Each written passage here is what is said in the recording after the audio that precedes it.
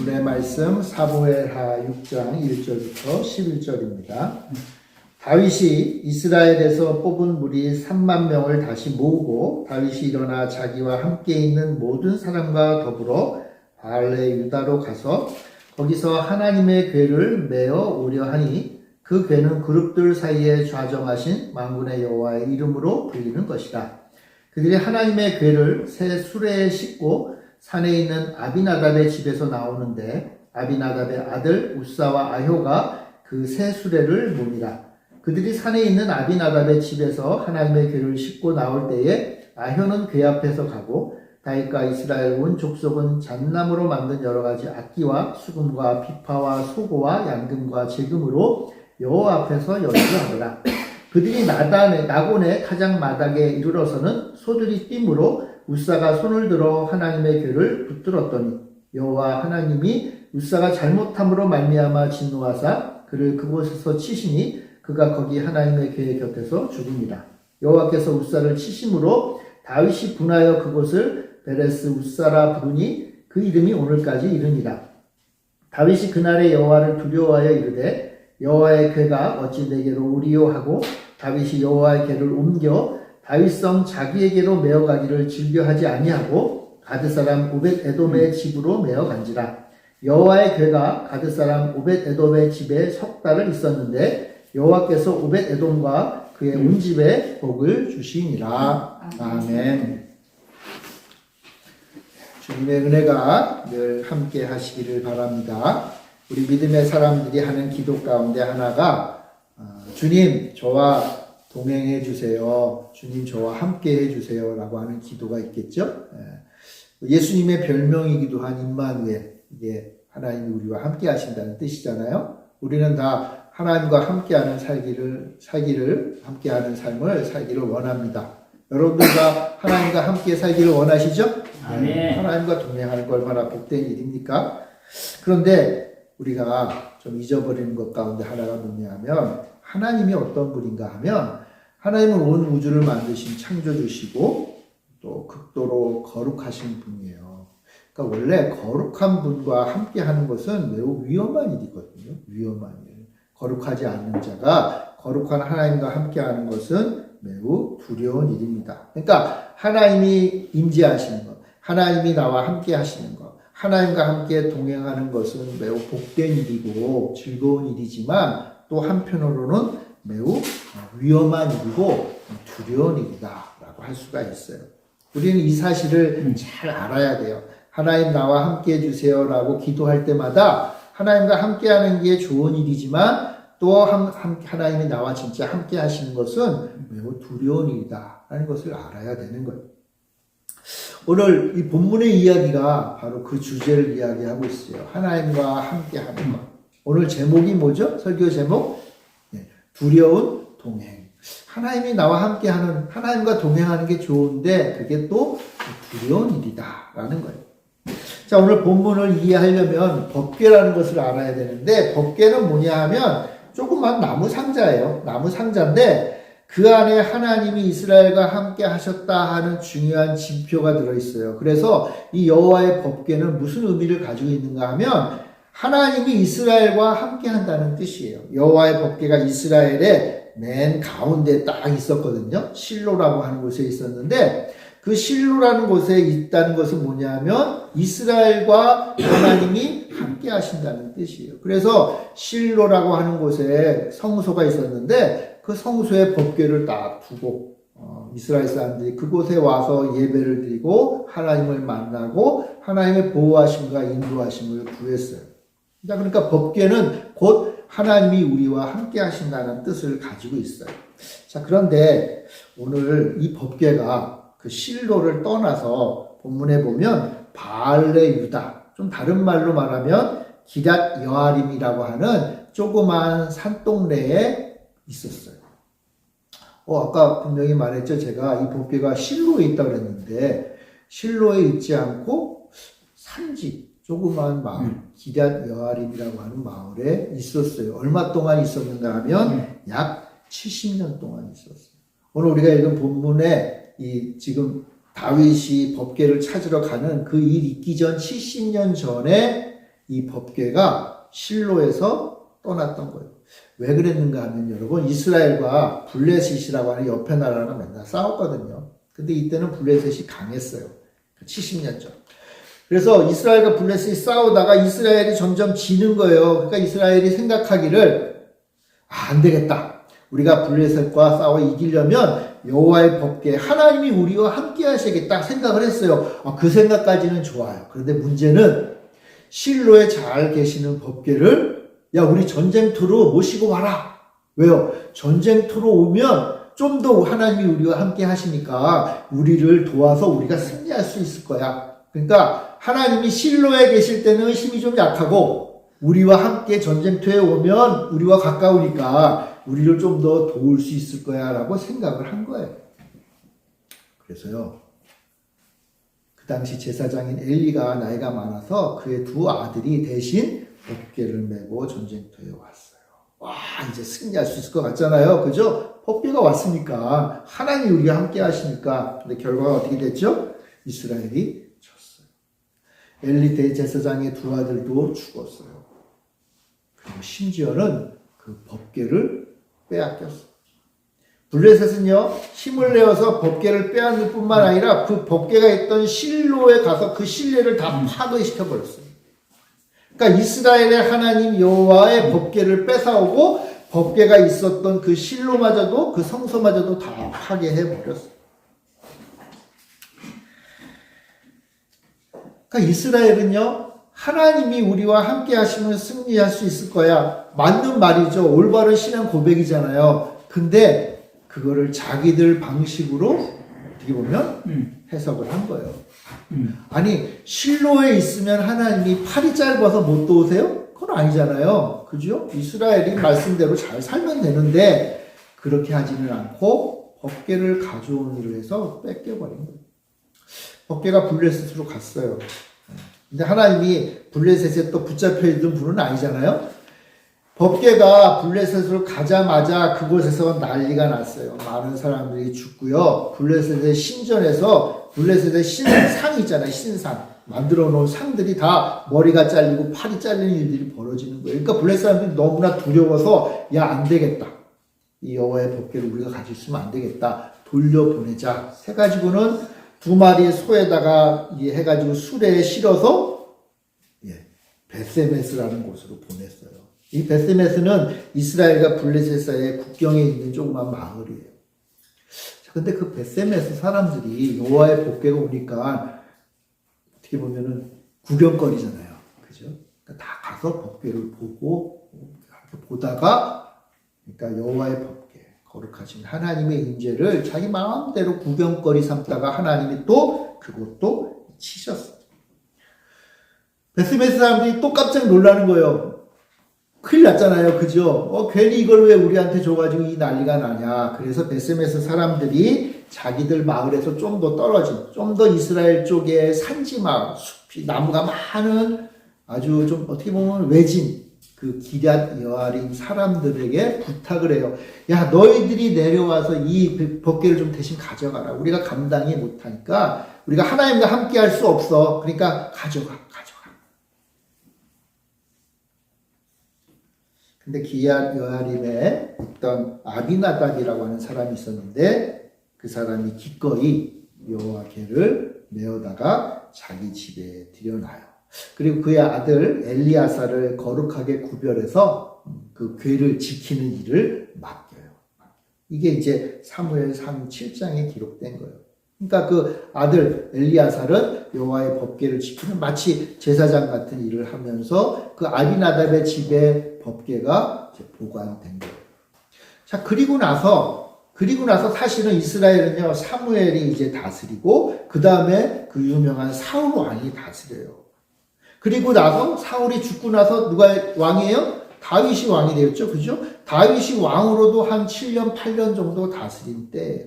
그게 바로 오늘 본문의 그 배경. 그러니까 법궤가 아비나답의 집에 간지 벌써 한 70년이라는 세월이 흘렀던 거예요. 70년. 놀랍게도요. 그 70년 동안 이스라엘 사람들은요. 여호와의 법궤에 대한 관심이 없었어요. 사무엘은 미스바에 모여서 요즘으로 말하면 부흥회를 해가지고 이스라엘 백성들을 믿음을 키우긴 했지만 아직 법궤를 다시 가지고 올 생각을 못했어요. 왜냐하면 아까 말씀드렸잖아요. 여호와의 법궤를 모셨던 실로가 어떻게 됐다고요? 다 파괴가 돼버렸어요. 어디다 갖다 놓지? 약간 좀 흐지부지 됐고요. 그 다음에 사울이 왕이 되었는데 사울은요 그의 평생에 여호와의 법궤에 가서 물어보지 아니하였다라는 기록이 있을 정도예요. 그러니까 사울왕은요 여호와의 법궤에 대한 생각이 없어요. 그러니까 마음으로는 여호와 하나님을 섬기지만 사울의 특징이에요. 자기 마음대로 섬겨요. 자기 마음대로. 나 하나님 믿어. 나 예수님 믿어. 근데 내 마음대로 믿어. 그게 뭐예요? 그게 사울이었던 거예요. 사울. 다윗도요 왕이 된 다음에 여호와 하나님을 섬기는 사람이지만 너무 바빴어요. 그죠? 예. 그러니까 이스라엘을 통일하는데 얼마나 힘들었겠어요. 그러니까 7년 동안 온 이스라엘, 남이스라엘과 북이스라엘의 통합 왕국을 세우기 전까지는 여력이 없었던 거예요. 자, 그래서 여호와의 법궤는 무려 70년 동안 그 산속 마을에 처박혀 있었던 거예요. 어떻게 보면 그게 이스라엘의 영적인 암흑기였던 거예요. 그러니까 아무도 하나님 앞에 묻지 않았던 시대. 하나님 앞에 나와서 직접 하나님 앞에 기도하고 하나님 앞에 간구하지 않고 그냥 사람들만 쫓아다녔던 시대예요. 사무엘을 쫓아다니고 사울을 쫓아다니고 다윗을 쫓아다니고 물론 훌륭한 분들이죠. 그런데 문제는 사람들을 쫓아다녔다는 거예요. 사람들을. 여러분 훌륭한 목사님들 많죠? 훌륭한 목사님들 쫓아다녀야겠죠? 그죠? 네. 그러다가 큰일 나요. 왜요? 훌륭한 목사님도 인간이니까. 근데 그 시대가 그랬어요. 자, 그런데 그 70년의 침묵을 깨트린 사람이 바로 다윗이에요. 다윗은 이런 말을 해요. 역대상에 기록된 건데 사울의 시대에는 우리가 궤 앞에서 묻지 아니하였으나 이제 여호와의 궤를 우리에게로 옮겨오자. 다윗이 깨달았어요. 여호와의 법궤를 우리에게 가져와야겠다. 그래서 이스라엘에 징병 3만 명을 모았다고 그래요. 이 당시에 3만 명은 엄청난 거거든요. 3만 명. 3만 명을 모아서요. 여기 보면요. 우리가 읽은 본문에 온갖 악기를 동원해서 성대한 찬양대를 꾸려요. 그리고는 사람들이 이끌고 앞에서 찬양하면서 막 꾹짝꾹짝 하면서 퍼레이드를 하면서 어디로 가요? 기럇 여아림으로 산골 동네로 가는 거예요. 그 법궤를 가져오려고. 한마디로 말해서 축제죠. 축제. 여러분 3절 우리 3절 한번 같이 한번 읽어볼까요? 3절 읽어봅시다. 시작.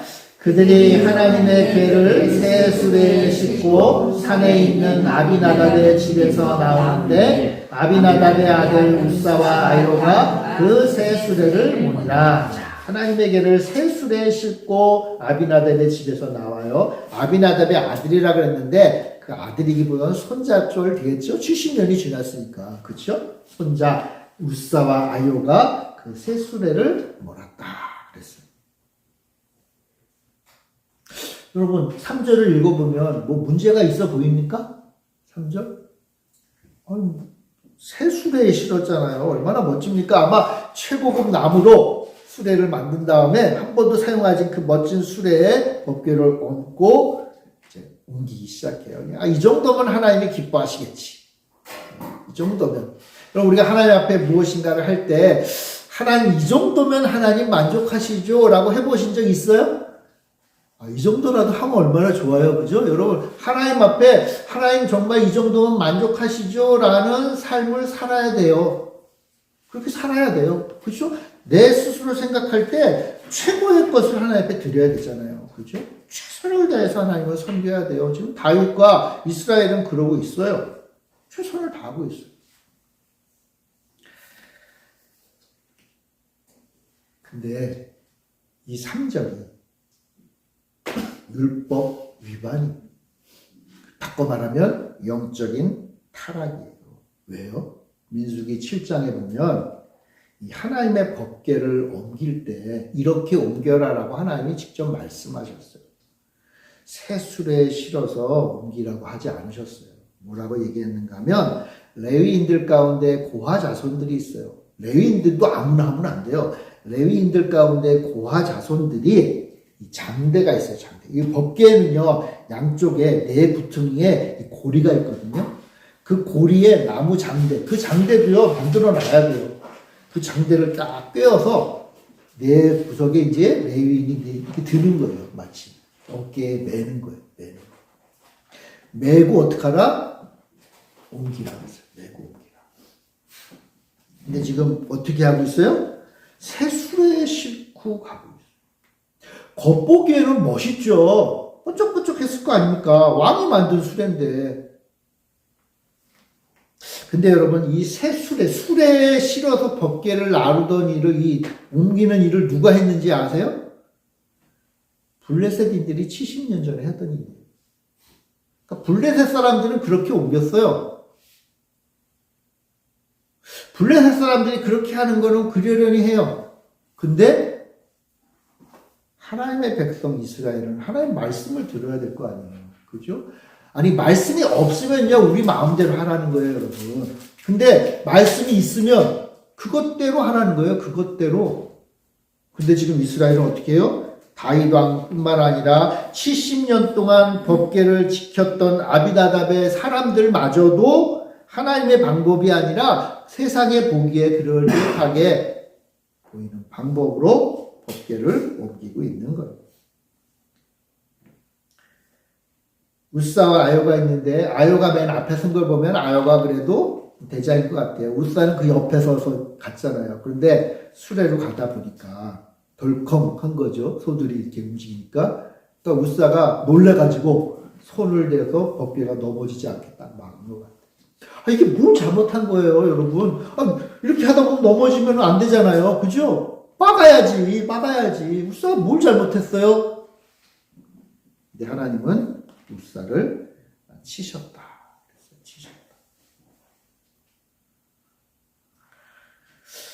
아요나 우사, 아니 이스라엘 사람들에게요, 이 법궤가 참으로 거룩하고 귀한 것이지만 특히 이 아비나답의 사람들에게 이 법궤는 너무 익숙했던 것 같아요.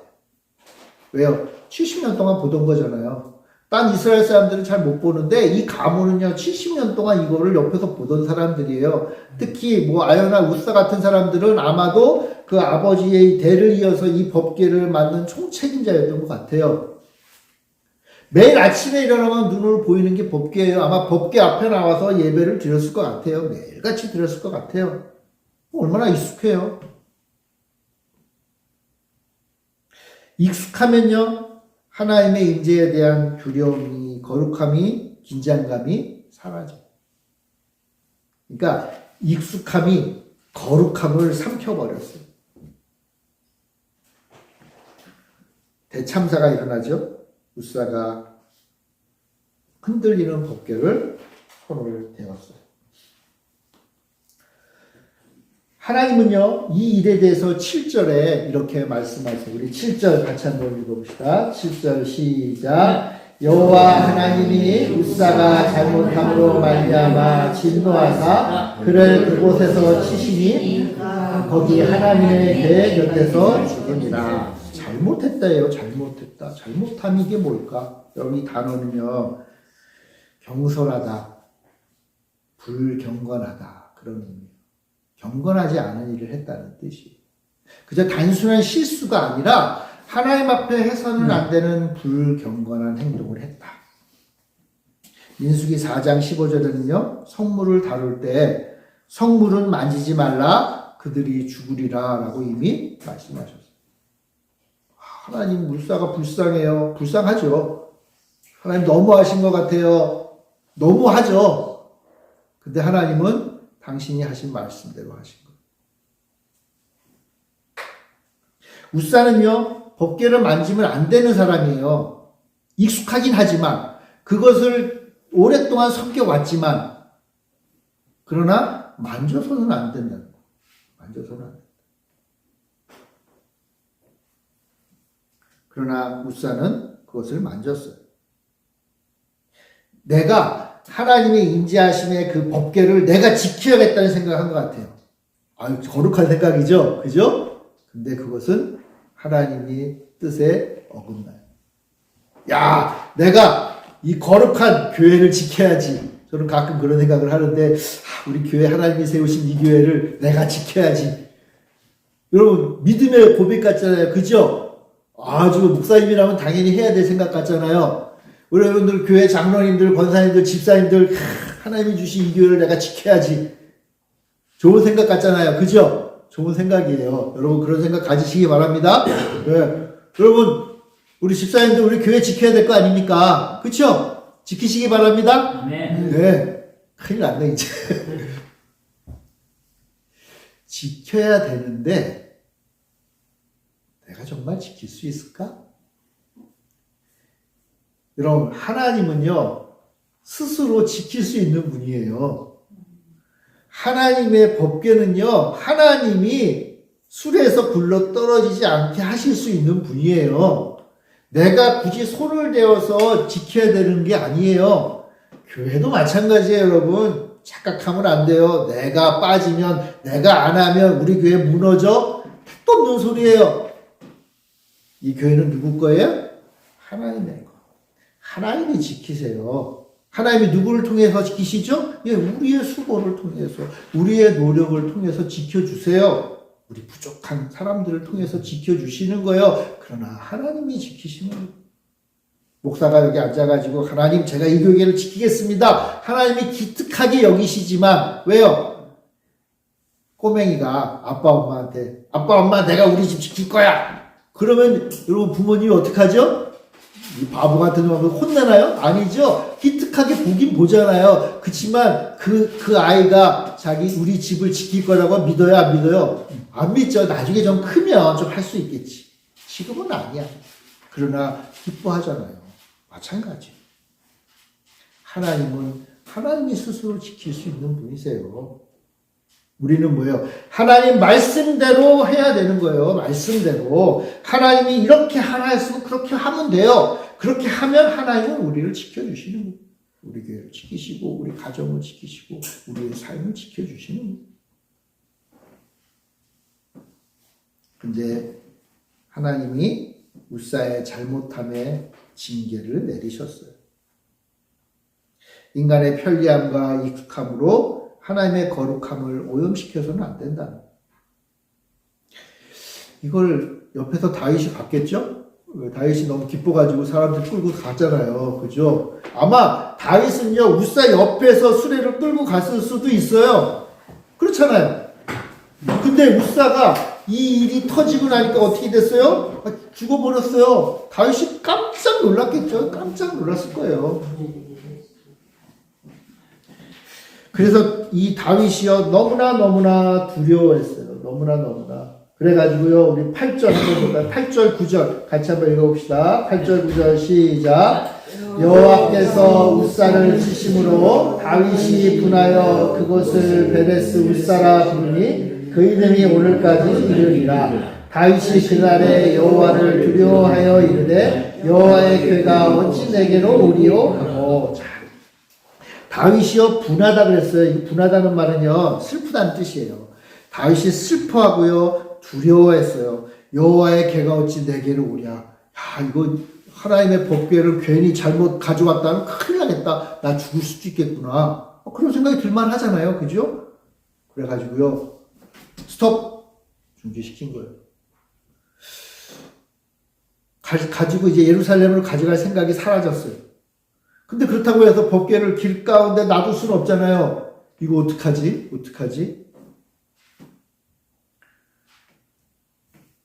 기쁨이 가득했던 축제는 순식간에 거룩한 두려움의 장소가 되었어요. 사람들이 다 무서워 떠는 거죠. 벌벌벌. 야, 큰일 났다. 이거 어떡하지? 법궤를 어떡하지? 그렇다고 내가 가져가겠다고 하는 사람 아무도 없잖아요. 그죠? 근데 한 사람이 등장을 해요. 10절에 보면 다윗이 여호와에게로 옮겨 다윗성 자기에게로 메어가기를 즐겨하지 아니하고 가드 사람 오벳 에돔의 집으로 메어간지라. 그 가는 길에 가드 사람 오벳 에돔이라고 하는 사람의 집이 있었는데 그 집으로 그 법궤를 가져갔어요. 이 오벳 에돔은요, 어떤 사람인지 좀 애매해요. 이게 이 사람이 이스라엘의 그 레위인인지 아니면 블레셋 사람인지, 여기 보면 가드 사람이라고 그랬잖아요. 그죠? 가드 사람은 블레셋의 한 도시 이름이거든요. 그래서 이방이라. 근데 그것도 참 이상하죠? 아니, 왜 법궤를 이방인에게 맡겨? 그렇잖아요. 근데 어떤 사람들은 이 사람이 원래는 이스라엘 사람인데, 레위인인데, 그냥 가드에 살아서 그렇게 부르는 거다. 뭐 이런 다양한 해석이 있어요. 좋아요. 이방인일 수도 있고, 아니면 이스라엘의 사람일 수도 있어요. 근데 정말 중요한 것은 뭐냐면, 이 오벳 에돔이 이 놀라운, 이 두려운 상황 속에서 여호와의 법궤를 자기 집으로 모실 때 그가 가졌던 태도예요. 오벳 에돔은요, 하나님의 법궤를 하나님의 말씀대로 잘 모셨어요. 여기 보면요, 10절에 마지막에 뭐라고 돼 있어요? 가드 사람 오벳 에돔의 집으로 어떻게 했더라? 매어 간지라. 매어 간지라. 야, 이 사람 어떻게 말씀을 잘 알았을까요? 매어 갔어요. 하나님 말씀대로 했던 거예요. 말씀대로 메어서 가지고 가. 그래도 무서웠겠죠. 그러나 하나님 말씀대로 했을 때 또 어떻게 보면 굉장히 책임감이 강한 분 같아요. 다른 모든 사람들이 두려워하고 좀 안 하려고 하는 그 일을 이분은 믿음으로 말씀대로 법궤를 모시고 가요.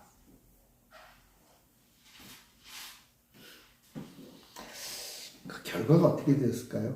11절에 보면 그 결과가 기록이 되어 있어요. 우리 이 말씀 다들 좋아하니까 우리 같이 한번 읽어볼까요? 11절 시작. 여호와의 궤가 가드 사람 오벳에돔의 집에 석 달을 있었는데 여호와께서 오벳에돔과 그의 온 집에 복을 주신다.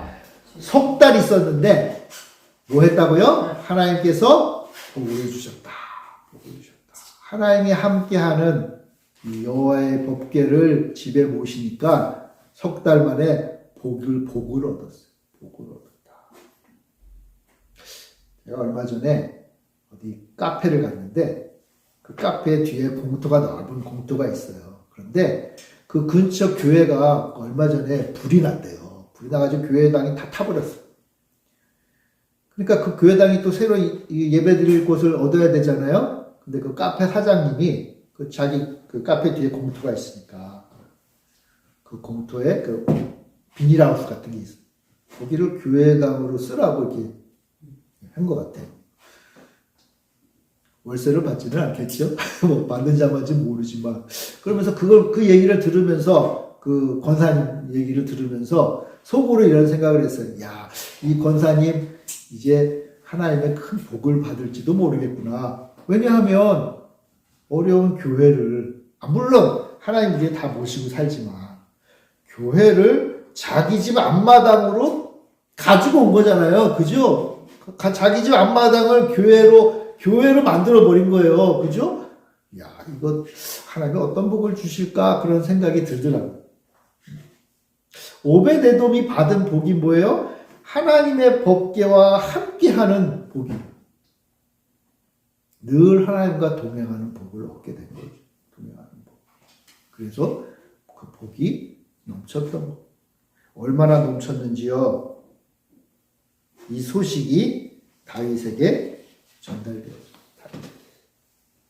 그럼 이 오벳 에돔은요, 아까 이방인일 수도 있다 그랬잖아요. 근데 이방이어도 좋아요. 이 역대상 26장에 보면 이 이야기 이후 한참 후의 세대죠. 오벳 에돔과 그의 자손들이 대대로 무슨 일을 했는가 하면 예루살렘에 다윗이 성전을 지었잖아요. 그죠? 이건 이후에 그러니까 솔로몬이 지은 성전에 성전 문지기를 하는 가문이 되었어요. 오벳 에돔. 저는 이 문지기란 성전 문지기가 우리가 생각하는 그저 단순히 문지기라기보단 하나님의 거룩하심을 지키는 사람이 문지기였어요. 그러니까 성전으로 들어가기 전에 그 들어가는 사람이 거룩한지 거룩하지 않은지를 판별하는 사람들이 문지기였어요. 엄청난 일이죠. 엄청난. 저는 개인적으로는 오늘날 목회자에게 주신 사명 가운데 하나가 그거구나라는 생각을 해요. 심지어 이 오베데돔은요, 문지기면서 동시에 여호와의 성물, 성전에서 제사 드릴 때 쓰는 그 도구들 있잖아요.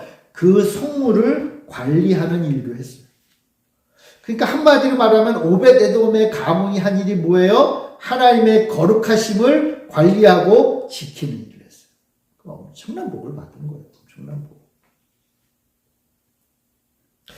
이 복이 다윗 왕에게 들렸어요. 12절에 보면요, 여호와께서 하나님에게로 말미암아 오베데돔의 짐과 그의 모든 소유에 복을 주셨다 하니라. 이 소식을 듣고 다윗이 다시금 그 마음에 여호와의 법궤와 함께하는 게 복되구나.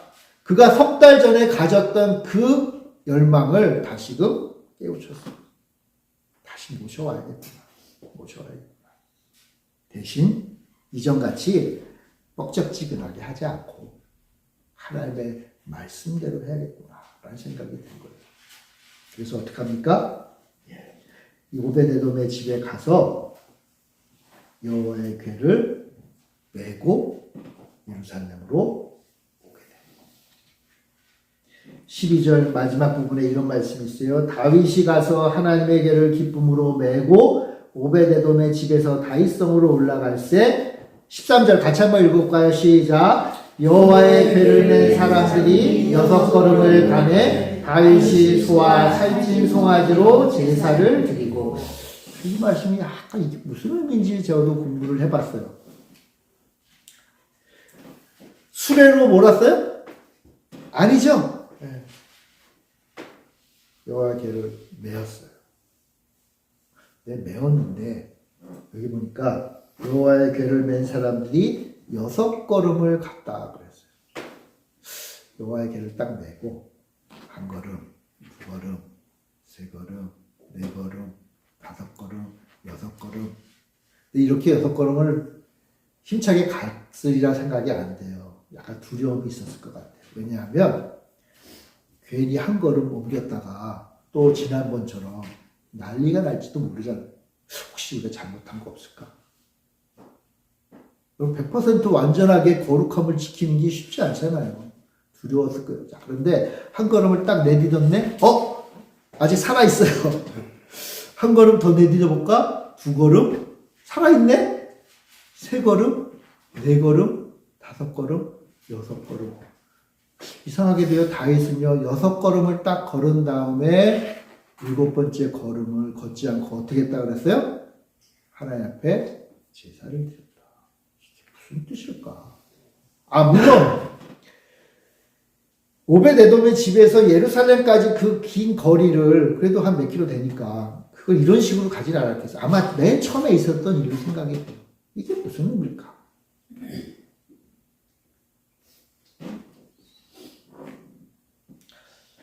그럼 6은요, 우리 인간이 일하는 숫자예요. 우리가 이 땅에서 우리가 걸어가야 될 길이. 그런데 마지막 7은 뭐예요? 하나님의 날. 하나님 앞에 맡기고 하나님 앞에 의존하는 날. 빨리 가려면 법궤로 가면, 이게 수레에 싣고 가면 돼요. 빨리 가려면요, 하나, 둘, 셋, 넷, 할 것 없이 그냥 한 달음에 메고 힘차게 달려가면 돼요. 근데 다윗이 깨달았어요.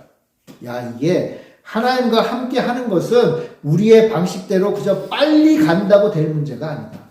우리가 편한 대로 할 것도 아니다.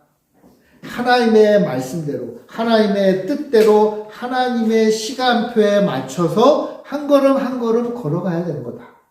그래서요, 오늘날 하나님께서는요, 우리가 월요일부터 토요일까지 이 땅에서 열심히 살다가도 마지막 7번째 되는 날, 그날을 새 한 주간의 시작의 날을 하나님 앞에 드림으로, 예배함으로 시작하길 원하시는.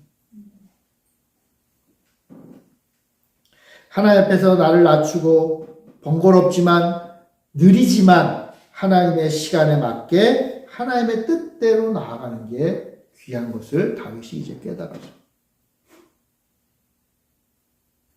우리도 그렇죠. 우리도 일주일 동안 열심히 살다가 삶을 멈추고 주일 아침에 하나님 앞에 모이잖아요. 왜 모여요? 이게 무슨 의미가 있을까? 아니, 그냥 일요일도 열심히 일하면 되지. 그래서 일요일도 열심히 일하는 사람들 많잖아요. 그죠? 일주일 내내 쉬지도 않고 일을 해요. 열심히 일을 해요. 열심히 일을 하는 거는 좋아요. 잘못된 게 아니에요. 오히려 열심히 일하라고 하셨어요. 그런데 우리의 인생에는 하나님 앞에 드리기 위하여 잠깐 멈춰설 시간이 필요하다는 거예요. 왜요? 하나님 그렇게 말씀하셨으니까. 하나님 그렇게 말씀하셨어요.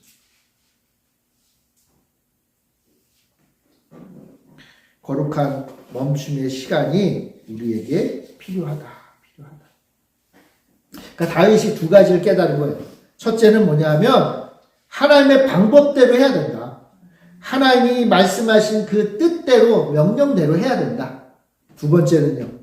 하나님 앞에 멈춰서 하나님만을 바라보는 삶이 돼야 됩니다. 6일은 열심히 일하지만 그러나 하나님 앞에 드리는 시간이 우리의 인생에 때마다 있어야 된다는 거예요. 정신없이 살지 말라는 뜻이에요. 하나님을 바라보는 시간을 중간에 마치 쉼표처럼 만들어 두라는 거예요. 이 일이 끝나고 나서 법궤를 옮기자 다윗과 함께한 이스라엘에게는 놀라운 축복과 기쁨이 넘쳤어요. 다윗이 너무나 좋아가지고 막 어린아이 같이 춤을 췄다 그랬잖아요. 그죠? 너무 즐거워. 그 기쁨을 하나님이 주신 거예요. 여러분, 이 법궤는 무엇입니까? 하나님이 우리와 함께 하시는 거잖아요. 여러분, 하나님이 우리와 함께 하신다. 임마누엘이 누구예요? 우리 예수님이에요. 이 법궤가 뭐냐면 바로 예수님이에요. 예수님의 영이신 성령님이에요. 우리와 함께 하시는 예수님의 영 성령님이 우리와 함께 하시고 이제 우리는 성령님과 함께 동행하는 삶이에요. 무섭죠. 두려운 일이에요. 하나님의 뜻대로 사는 게 쉽지 않아요. 심지어 내 안에 성령님을 모시고 살잖아요. 우리 믿음의 사람들은. 그러니까 내 안에 성령님이 함께 하시는 거예요. 항상. 그러니 이 거룩하신 하나님과 함께 하니 얼마나 두렵겠어요. 그러나 그 두려움을 하나님의 말씀의 뜻대로 살면 큰 복으로 다가오는 거예요. 이 복 다 누리시길 바랍니다. 하나님과 함께하는 오벳 에돔의 집안에 임했던 복이 우리 그리스도인들에게 임하는 복이에요. 하나님의 복이 임하는.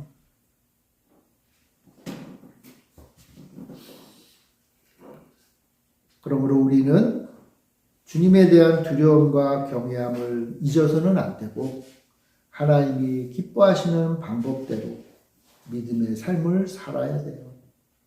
그러면서 하나님 앞에 나의 모든 것을 맡기고 의존하는 그러한 순간들을 가지며 살아야 돼요. 그게 뭐예요?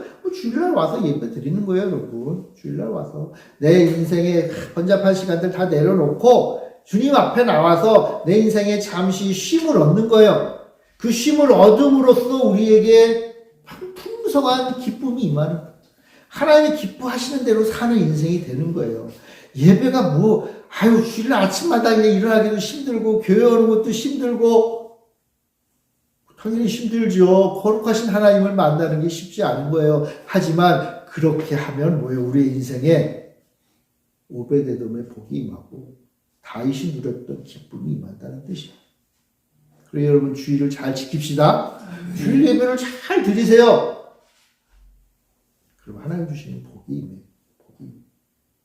우리가 우리 집 마당이 넓어서 우리 집 마당에 교회를 세울 수는 없지만 그러나 우리의 마음에 성전이 세워져 있잖아요. 그죠? 네. 주님과 함께하는 이 성전, 이 여호와의 법궤가 우리 안에 있는 거예요. 바꿔 말하면 그럼 얼마나 복돼요? 복되게 살아야지. 복되게 살아야지. 사랑하는 성도 여러분, 수레를 멈춥시다. 잠시 쉬는 시간이 필요해요. 내 편리와 효율성을 내려놓고 하나님의 말씀이라는 그 장대를 내 어깨에 메고 주님과 동행하는 인생을 살아야 됩니다.